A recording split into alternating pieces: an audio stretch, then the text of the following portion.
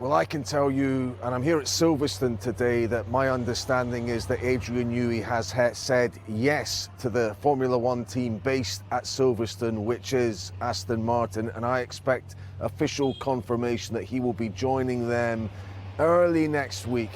Let's say next Tuesday, because Aston Martin, people will have read, have called a news conference for Tuesday of next week, and it would make sense to present Adrian Newey on that date in advance of the next Grand Prix of the year in Azerbaijan.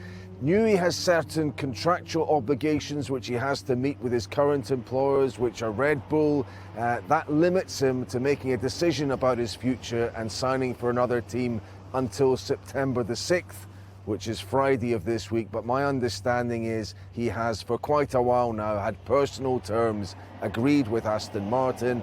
He is going to be paid, I have been told, a salary in excess of £20 million a year, around about $25 million per year, which puts him in the bracket of the top drivers in Formula One.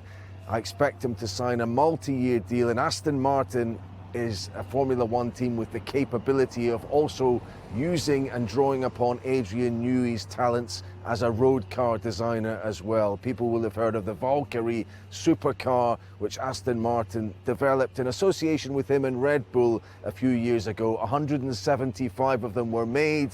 They cost between $3 and $4 million, between £3 and £3.5 million.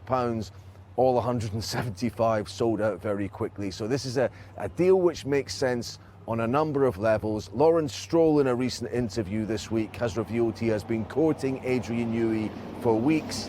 But I understand that the visit Newey made to the factory here at Silverstone, where he was shown the new wind tunnel, the new simulator, and the other equipment that has been installed to take this team to the forefront of F1, has perhaps swayed his decision to join Aston Martin rather than the other options he had, which were Ferrari, McLaren, and also Williams. It would have been, I suppose, a great sentimental thought from British Formula One fans that he might have linked up with Lewis Hamilton and formed a dream team at Ferrari, which would help Lewis gain that 8th World Championship.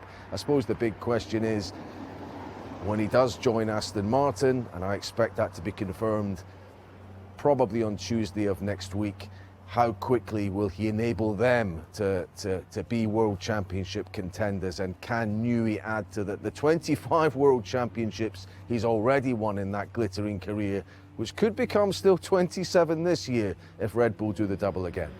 Well, I mean, that's it, Craig. I mean, this man is a winner as much as, you know, any driver like Max Verstappen or Lewis Hamilton are winners. What about the timeline here? Because we've, you know, second half of the 2024 season, we've got 25. Of course, we've got the regulation change in 26. How soon do you think we might expect Adrian Newey to be involved in the build of a title-winning car with Aston Martin?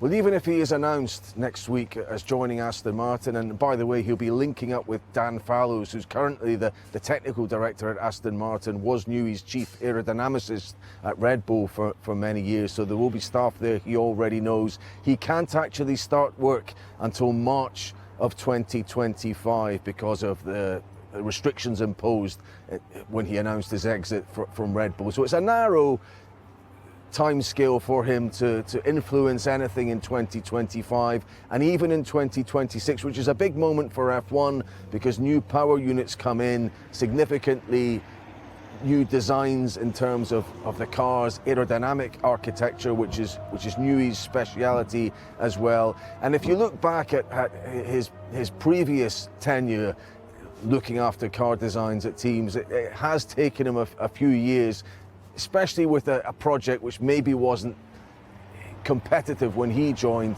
to get them to the very front, but he always has. So let's see. Fernando Alonso is 43 years of age, has signed up for another couple of years at Aston Martin.